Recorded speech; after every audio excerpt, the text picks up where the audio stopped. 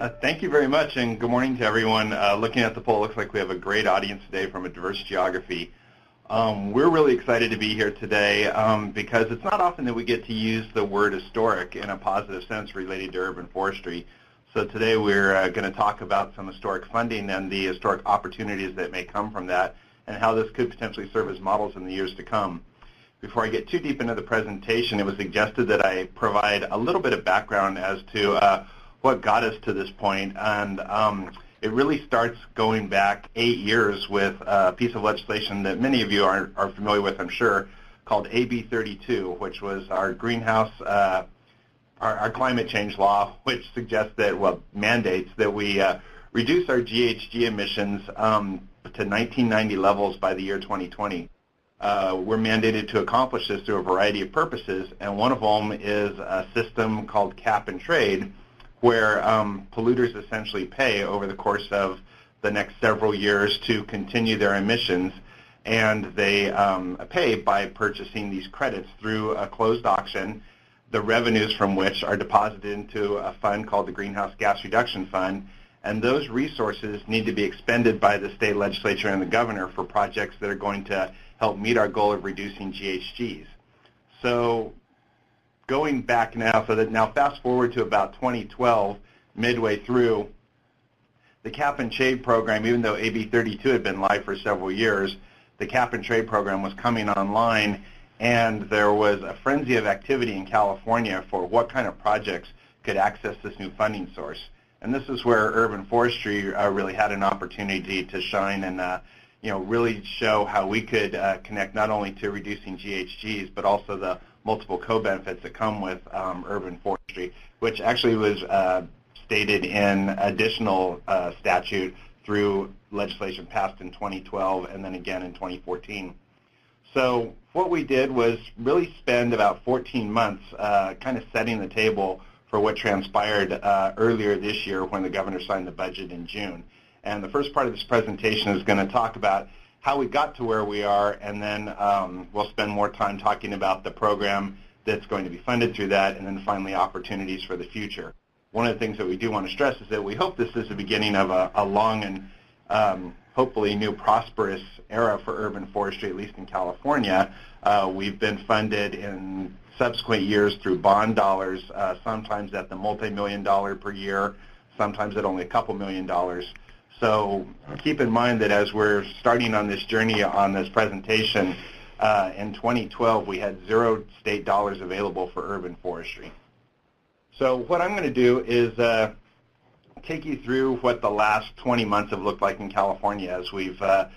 worked to integrate urban forestry into this implementation plan to capture cap and trade dollars for urban forestry. Our advocacy objective starting in 2013 was fairly straightforward. We wanted to secure significant revenues from this funding source to CAL FIRE, which manages the urban and community forestry program in California, for local assistance grants. In order to accomplish that, we needed to start with a local voice, and this really kicked off at the end of 2012 and all through 2013, where we reached out to our large constituency of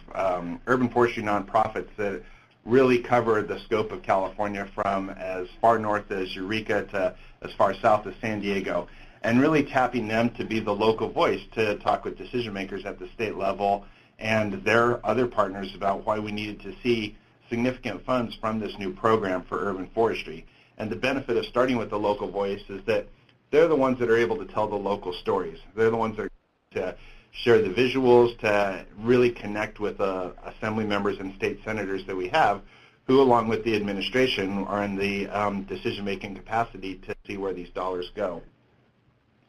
The other thing that we needed to do early on was integrate our message into other sectors. We identified 3 fairly obvious choices that are listed on the screen here because of their connection to traditional forestry, urban parks, and Nature Conservancy, as you know, has started working in urban forestry a few years back. So these were some of our immediate partners at the statewide level that, along with our local partners at the network level, were able to communicate messages to, again, the decision makers about integrating urban forestry into this effort. After that, though, we had to look at message delivery by non-traditional voices, and that's what these next two slides are going to focus on. As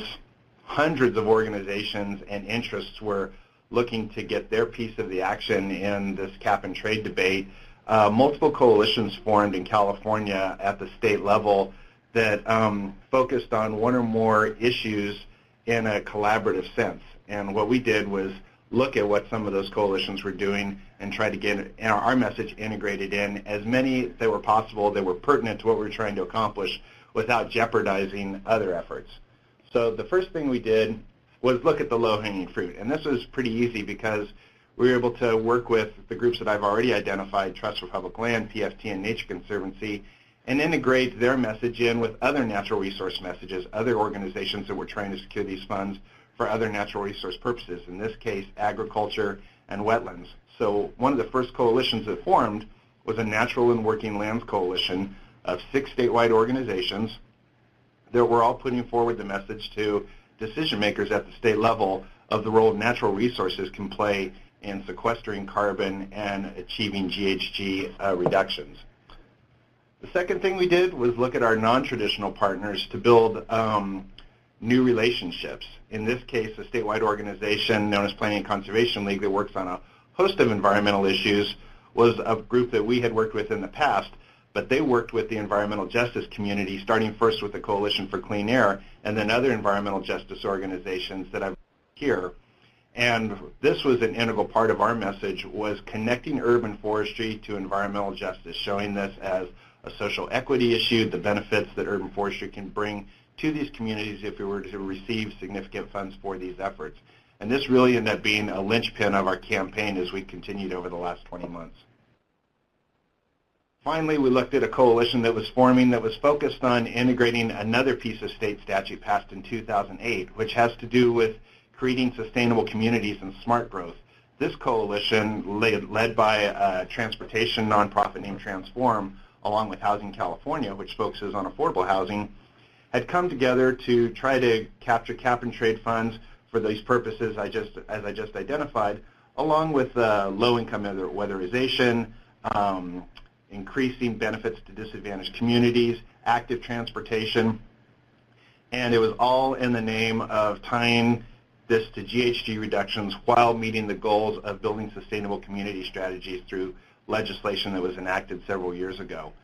We were not originally part of this effort, and what we did was come to them and discuss how urban forestry was an integral part of sustainable communities, and that the one piece that was missing from their coalition platform and portfolio was green infrastructure. The message was well received. We integrated our message into their platform. We brought along Nature Conservancy and Trust for Public Land as well, and we became a coalition that was known as the Sustainable Communities for All Coalition. So once we were connected very firmly to these 3 coalitions that all had very distinct messages, but all connected to urban forestry, we had to think about what's our messaging, how's that going to resonate at the state capitol, how do we get this through to other decision makers, how do we get it through to our coalition members so that they can carry our message for us. And we were really fortunate to be able to work with Dr. McPherson here at the U.S. Forest Service and with CAL FIRE to get some numbers on what our current urban forest sequesters in terms of carbon and the additional co-benefits. It just turned out that the amount of carbon that's sequestered in our urban forest on an annual basis is identical to the amount emitted by the #1 polluter in California, which I won't mention by name, but is a very prominent figure in our East Bay area. And so we were able to make that connection, and it created that visual rather than just talking in the more ethereal terms of what is GHGs, what are pollutant particles, what is carbon sequestration. We're able to really show that tangible of, when you're driving down our Interstate 80, you can see the pollution from this refinery. And what we're saying is that the GHGs from that are being reduced each year or offset each year by urban forest as an example of what could be accomplished. And this was finally one of the things that I think really helped us achieve our goal is in California there was legislation that was passed in 2012 that mandates that 25% of these cap and trade funds have to benefit disadvantaged communities. And we were able to demonstrate through this map, which lays out in this color coding scheme that you see, where our most disadvantaged communities are in California. When we presented this to the environmental justice community and to legislators and the administration, we were able to immediately show all the organizations, at least the nonprofits, that are working in these disadvantaged communities across California, that if they were able to tap into funding through CAL FIRE, which had an existing program for urban and community forestry, could really quickly and very easily bring benefits on the ground very tangibly and very swiftly. So with all that messaging, we spent the last 20 months really getting to the point where we are today, which in 2014, January, the governor released his proposal for the 14-15 state budget, which included $17.8 million in cap-and-trade auction revenues for allocation to CAL FIRE for their program. This, once we had laid down the messaging and laid the groundwork over the last 14 months, 2013 and early 2012, then the key was to make sure that these funds stayed with CAL FIRE and not competing agencies, and that we created an argument in the legislature's mind to not only look at this short term for the 14-15 year, but also what we can do in the future. So right now we're at the point where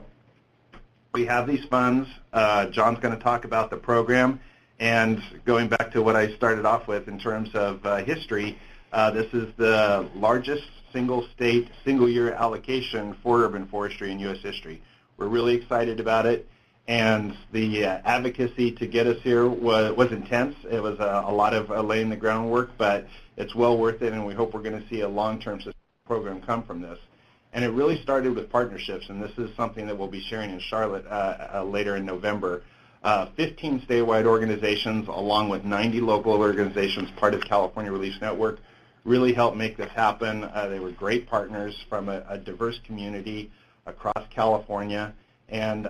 one of the things that came out of that is that now we're building relationships with them in other areas as well. In environmental justice, we're doing more there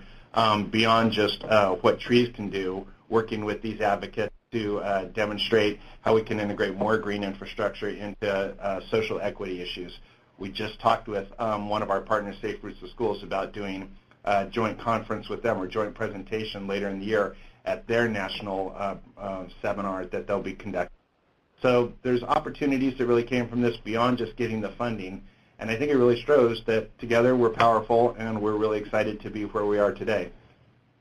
So thank you.